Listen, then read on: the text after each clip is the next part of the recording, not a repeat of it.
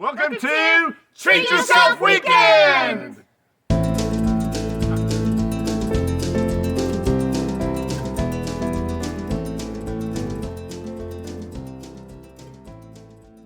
Welcome to Rachel and David's Traveling Adventures, and I hope all the vets out there had a great Veterans Day, and thank you for your service.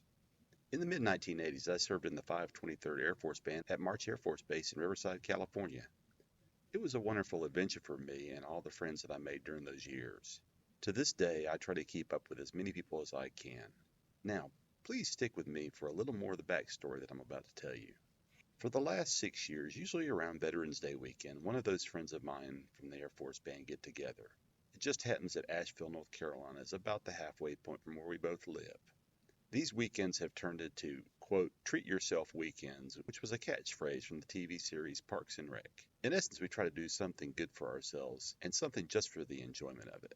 So, welcome to the 2021 version of Treat Yourself Weekend with Rachel and David and Diane and Rich in and around Asheville, North Carolina. Now, our Treat Yourself Weekend usually has some similar components each year, but there are some things that are different each time. On this trip, we will be visiting new places, shopping, eating out, and just laughing and having a good time with our friends.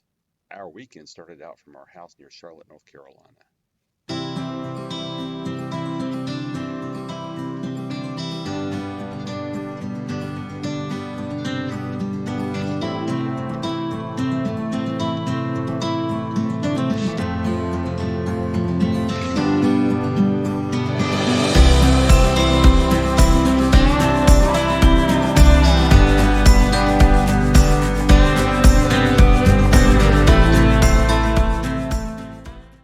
After about a 3-hour drive, we met up with Diane and Rich in a small town outside of Asheville in Waynesville, North Carolina.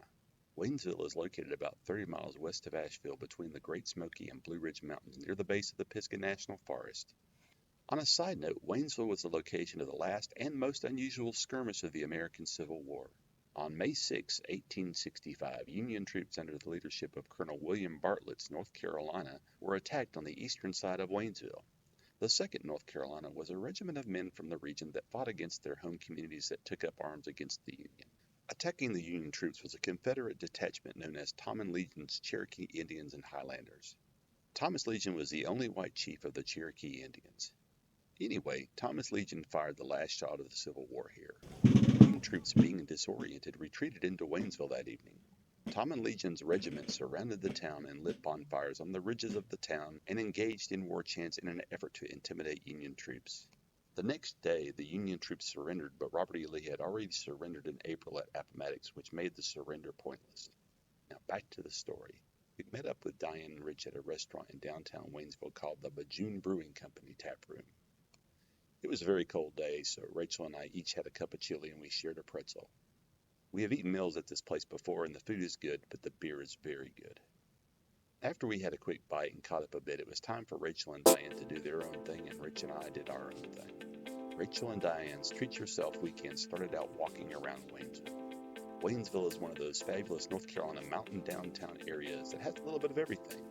This is a fun day trip for people of all ages and during all times of the year. Downtown is filled with eclectic shops with unique gifts along with arts and crafts of the mountain area. It's easy to find gifts for friends here or find things for yourself too. Along with all the small businesses along Main Street, there are also some crowd favorites such as the Mass General Store.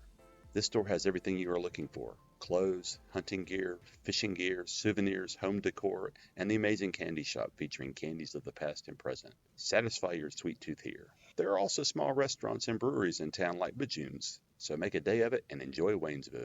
For Rich and myself, our treat yourself was a little more laid back. Today we decided to just take a ride on the Blue Ridge Parkway to see the fall color changes. It is past peak color season, but they are still stunning to view. To get onto the Blue Ridge Parkway in Waynesville, it is about a 35-minute ride on Highway 276. It is a bit of a winding road, but color changes taking place among the leaves make for an interesting ride. Once you get onto the Blue Ridge Parkway, it is about a 3-mile drive to get to the trailhead of Mt.Pisgah.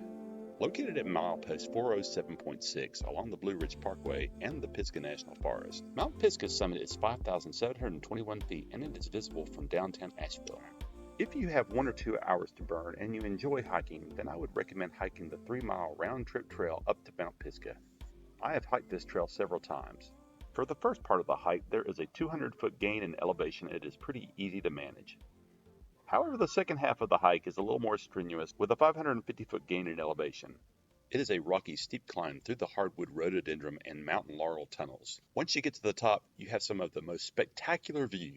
We finished the first night by heading to our cabin. Once we arrived at our home base for the next couple of days, we began to put out a spread of food.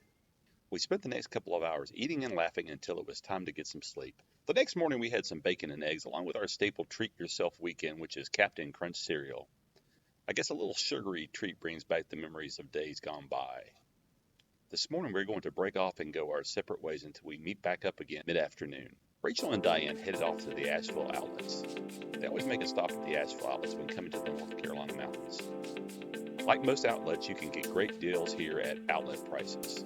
This outlet mall features 75 stores and a small food court. The big draw here is the Dillard's outlet. This particular Dillard's outlet features all of the overstock from the other Dillard's store at heavily discounted prices. In addition, this outlet runs a special on holiday weekends, during which all of the inventory is an additional 50% off. With such significant price reductions, you can renew your wardrobe without feeling guilty.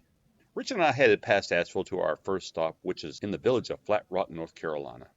Flat Rock is the home to the North Carolina State Theater, the Flat Rock Playhouse, and the Carl Sandburg Home National Historic Site. This region of North Carolina is also known for its apple production, so we decided to check out the Sky Top Orchard in Flat Rock. Sky Top Orchard is located at 1193 Pinnacle Mountain Road. It is usually buzzing throughout the fall and is a well-known destination to come and pick up your apples to buy and bring home. As you see, they have set it up for families to bring their kids to make a day of. This time of year that we came is past the apple picking time. There are still plenty of people enjoying what Sky Top has to offer.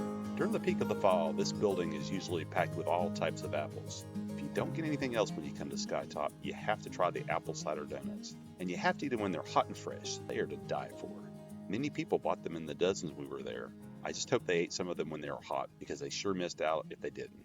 After Sky Top, Rich and I took in some trails around the Carl Sandburg National Historic Site before heading to Sierra Nevada to meet the ladies for a beer and a snack. The Asheville area is known for its breweries, and the Sierra Nevada Brewery is another location where you can come, walk around, and enjoy music with some friends. Sierra Nevada is located at 100 Sierra Nevada Way in Fletcher, North Carolina, in close proximity to the Asheville Airport. The brewery offers tours, a restaurant, an amphitheater, gardens to walk through, as well as games to play and, of course, some beer. We tried some of the IPAs that they had to offer, along with some pimento cheese and chips. The beer was wonderful, and we loved the pimento cheese. It hit the spot.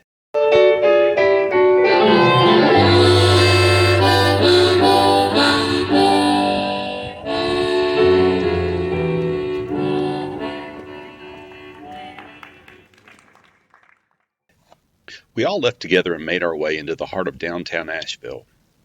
We parked our car at a parking garage, which is about 100 feet from Pack Square, where you walk around town to go into numerous shops and eating establishments. Rachel and Diane did a little window shopping in town, and Rich and I decided to just walk down the street to get a beer at one of the local breweries within walking distance. Located at 91 Biltmore Avenue, the Wicked Weed Brewery. The brewery is one of the busiest in the downtown area. Rich and I just hung out at the bar and sipped on a beer for an hour before dinner. The beers were fantastic. We all met back up for dinner reservations at a restaurant called Rhubarb. Rhubarb is located at 7 Southwest North Pack Square in Asheville.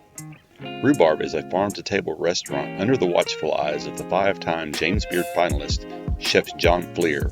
Chef Fleer has developed a strong relationship with farmers and food artisans of the western North Carolina region. Rhubarb celebrates the food of the time by offering dishes that match the seasons. For an appetizer, Rachel and I had the cornbread. It was topped with a sorghum fromage and bits of country ham. It had a truly southern flair to the taste, and I made sure to save a bite for my dessert in the end. Rachel started off with a shrimp appetizer on top of a light squash puree. It was just a bit of spice to it, but I would not categorize it as a spicy dish. It was a plain dish with minimal embellishment. The focus was on the freshness of the ingredients. I had been a little cold outside before going into the restaurant, so I ordered the candy roaster squash soup to help warm me up. The flavors were deep and bold and gave me the feeling of fall with every bite. For our entrees, Rachel had duck confit. It came with mashed potatoes and chunks of turnip or some other root vegetable. It was a generous portion and the meat just fell off the bone. My entree was the wood-grilled Simpson tri-tip steak with potatoes and grilled Chinese mustard greens. The taste of the steak was excellent, especially with the tallow aioli on the top. The potatoes were good, but I was really surprised by the flavor of the grilled Chinese mustard greens. It was fantastic. Rachel and I topped off the meal with a drink called the First in Flight. The First in Flight was very similar to a lemon drop martini without the tartness. We enjoyed our dinner immensely. Finally, we went back to our cabin where we finished the night the same way we did the night before, with laughs and fun times between good friends. Treat Yourself Weekend tends to change each time that we get together, but we always have a good time when we do get together. Welcome to Treat Yourself Weekend! Stupid Do one. Welcome to Treat Yourself Weekend! I didn't talk. Okay. Did you not talk? God, Diane, come on! That was great! That was perfect! No, you should keep that one. Leave a comment below of other places that we might want to visit when we come back to Asheville again. If you got any value out of this video, please smash the like button and subscribe, and we'll see you again on our next adventure.